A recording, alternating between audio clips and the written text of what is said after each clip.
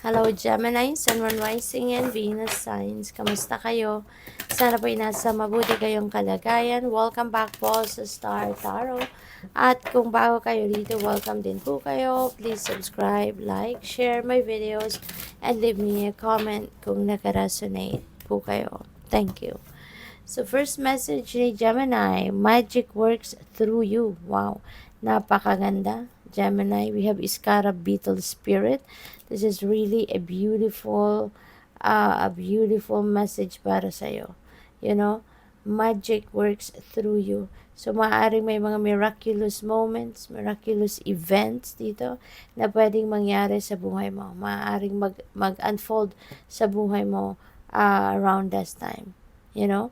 Kasi maaari na magma-manifest ka rito, no? Ng something that you really is dreaming of, you know? So, what else? We have number 30. Grasshopper spirit, take a leap of faith. Gemini. This is the time we're in. Siguro lalabas ka na sa comfort zone mo. You know? Lalabas ka na sa comfort zone mo. You are going to maybe you are going to take an adventure. Maybe you are going to try something new na you've never done before. Diba? Maaring mayroong opportunity dito na talagang very inviting para sa'yo, no? At this is a time for growth. This is a time wherein aalagwa ka na din sa buhay, no?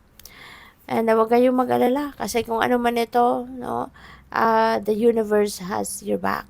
Okay? Poprotektahan ka, susuportahan ka, tutulungan ka, kaya magtiwala ka lang. Alright? We have Sandpiper Spirit. Be playful. Okay? Panahon din ito for you to unwind. Bigyan mo din ng pagkakataon ng sarili mo na makapag-unwind ka. Have fun. No? Do something silly as long as you are safe. Okay? Kasi kailangan mo ng balanse. Kailangan natin ng balanse sa buhay. Okay, Gemini? Hindi po pwedeng puro tayo trabaho. Hindi po tayo pwedeng puro tayo negosyo. 'Di ba? We need to balance our life. No? We need to put or give time sa lahat ng areas of life natin para maging balance, maging maayos ang lahat. Na maayos lang ang takbo ng lahat, no, sa buhay natin. Okay? So, what else? We have number 23, Eagle Spirit. The Spirit has your back. Ayan. See, parang sinabi ko na kanina, no, na the universe has your back. Kaya nga, 'di ba, dito sa pagtitake a leap of faith ninyo, wala kayong dapat na ikabahala. Wala kayong dapat na ipag-alala kasi nandiyan diyan ang universe, no, para sa iyo. Suportado ka sa kung ano man ang gagawin mo. All right? What else? We have number 49, Rabbit Spirit. Napakaganda. Nauwi sa lucky time. Gemini, maswerte ka sa ngayon. You know, dadating ang swerte, babalutin ka ng swerte sa ngayon. Yung swerteng ito could be sa paghahanap ng trabaho, or maaaring siswertehin ka sa karir mo, maybe talagang sisipa ng bonggang-bongga yung karera mo. Pwede rin na yung swerte na to sa mga sa paghahanap ng mapagkakakitaan, no?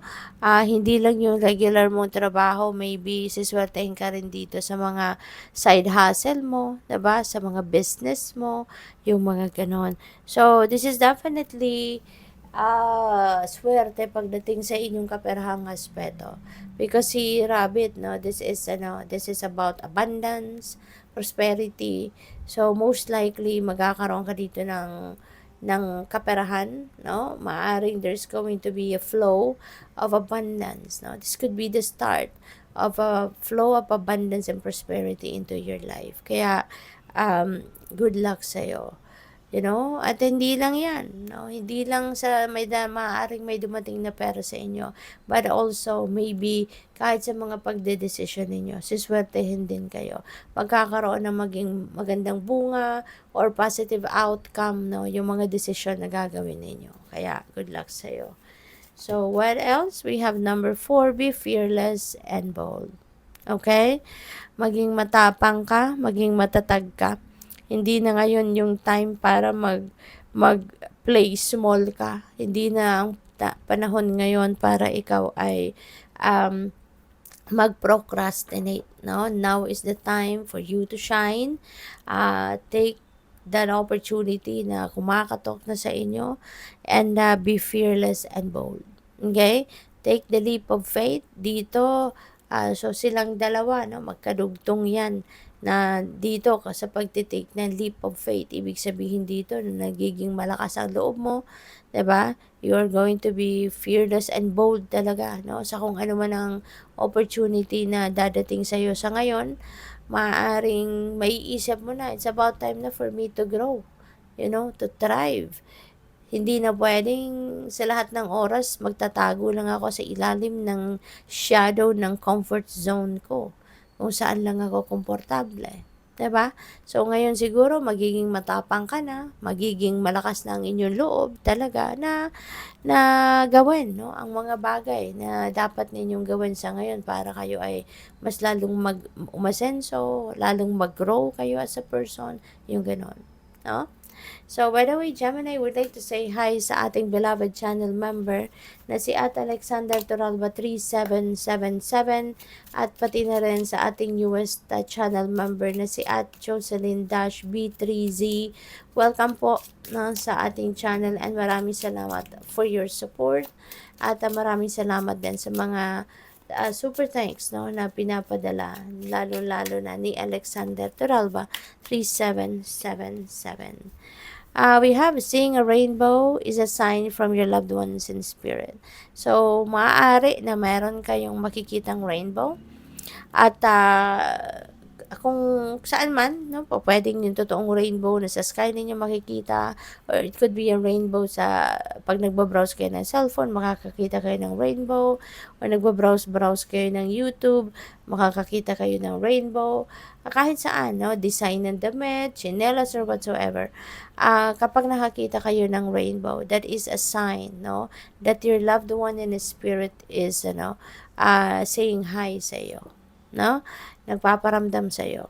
So, what else?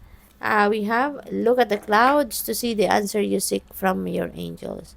Right? So, look at the clouds kasi baka meron kayong makikitang mga images, sa clouds. And kung ano man ang mapapansin ninyo na nandiyan dyan, that is the answer sa'yo ng inyong mga angels. Maybe you're asking for something. You're asking for a specific sign, you're asking for a confirmation, at idadaan niya yan sa formation sa clouds, no? Or any kind of nature elements, no?